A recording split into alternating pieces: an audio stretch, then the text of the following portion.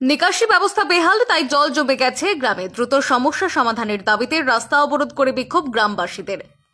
বাদুরিয়ার শায়স্তানগর 2 গ্রাম পঞ্চায়েতের গন্ধর্বপুর এলাকার ঘটনা। বাদুরিয়ার গন্ধর্বপুর এলাকায় এই কদিনের অবিরাম বৃষ্টির ফলে এলাকায় জল জমে গেছে।